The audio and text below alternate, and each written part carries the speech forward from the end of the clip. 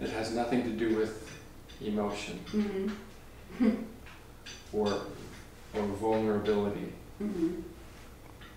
I see it now. Yeah. You actually, the more the curtain draws back, the stronger you become. You know, standing on your own 2 feet, just like you've talked about doing. Yeah. And along with all that is just more of what life has for you. Yeah, it's true. I just think, you know, this comes up for me. Here I am, my sister has never visited me. I've been here for 20 years. And in that phone call, I said to her, I said, it's a shame, it's beautiful here, and I would love to have you here. And she said, immediately she said, you know, I'm not into America, I really don't like it, I don't like you know, I have fear of flying, and I will never come. In the past, that would have hurt me deeply. or the brain would have gotten hurt deeply, but I just said, what a loss. Here, you know, here is a beautiful possibility. She could come here, she could enjoy the ocean, the beauty of the ocean, the beauty of the sunshine. There's so much to experience here that's wonderful. And she just is not available for that. And I can see what you're saying about life. Life is giving, so there's all those possibilities out there. Yes. But you have to be available. Yes, life is out there for everyone, giving constantly, just giving. And it doesn't walk around with a hammer and bang people on the head to wake them up.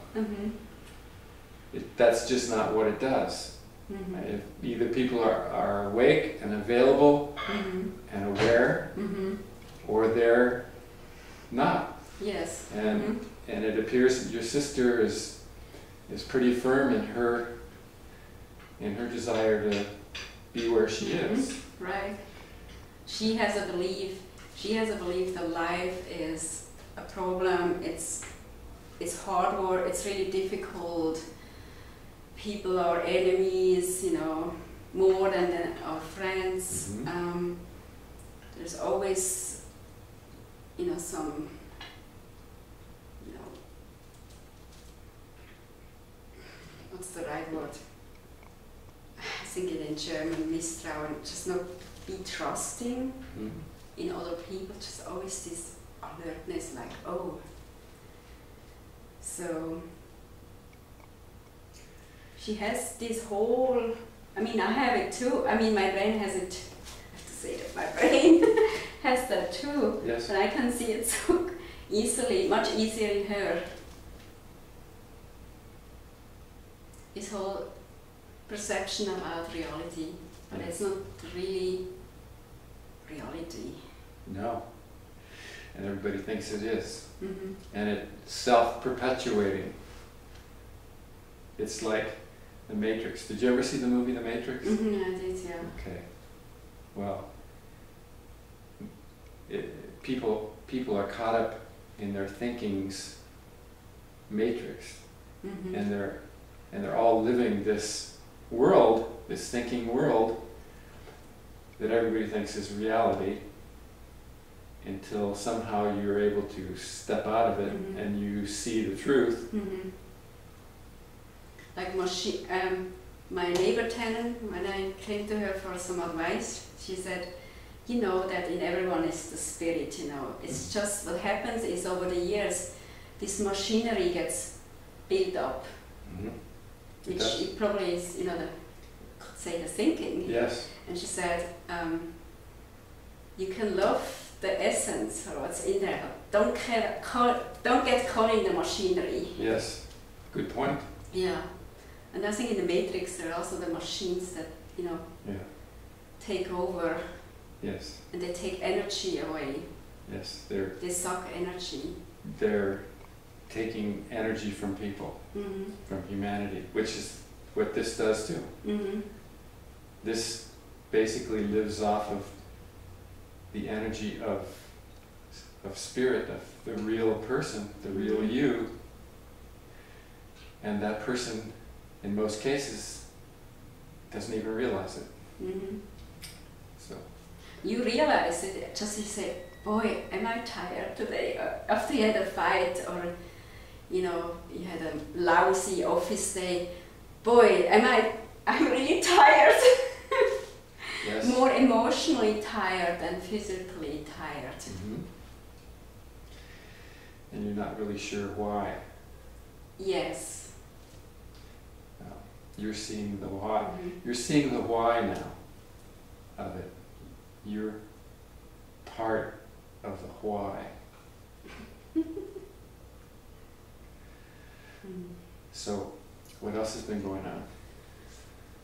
Oh, well, I got the green light for, making an appointment for my national exam. But I recently haven't been studying the way I should study. Okay. When, I feel really well, and that's for a kind of I need to be alert about. When I feel well, then I want to play. Mm-hmm. I don't want to, sit down and look at the books. Mm-hmm. And that has got me into trouble previously. So I know the brain is there. It says you need to study. You're gonna make I'm gonna make the appointment with the test center, Mm-hmm. and there's all kinds of things there. Procrastination. I want to play. I want to have fun because I feel so well now. Isn't that great? It feels great. It feels great to feel well. But I was wondering, don't you? There's things you have to take care of, even if you don't seem to like them. To take care of it. There's certain things you have to take care of in life. Well, there's always what you need to do. Mm-hmm. There are things that you need to do. Mm-hmm. Now, you've spent much of your life very unhappy, Mm-hmm. very unhappily. Yes. So the fact that you're becoming free from all that is something that you want to enjoy. Mm-hmm. Okay. Yes. There's nothing wrong with that. Mm-hmm. And at the same time, you need to continue doing what you need to do. Right. Okay. If you need to be going to the beach, if you need to be laying in the sun, Mm-hmm. if you need to be just listening to music, whatever it may be, Mm-hmm. that's what you need to do. Mm-hmm. If you need to also study for this exam, that's what you need to do. Right. Yeah. So you just continue to look at what you Mm-hmm. need to be doing, Mm-hmm. what your spirit or your intuition is telling you you need to be doing. Mm-hmm.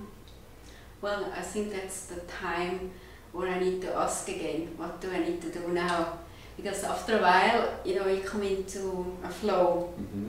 and you just know what you need to do. Yes. But then, it changes again, the brain may come in more, and that's when that's when you have to ask again, what do I need to do now? It keeps working whenever you need it. Uh-huh. Initially it was difficult for me, because the brain was very quick, got in there and said, oh, you could do this, you could do that, and you don't really know what you need to do now. And Yes. and so I got really caught up in that, to the point where the thoughts were racing like you wouldn't believe it. Okay. So now that you have some distance, Mm-hmm. is it clearer? It's clearer, yeah, what I need to do. Okay. Just listen to that. Mm-hmm.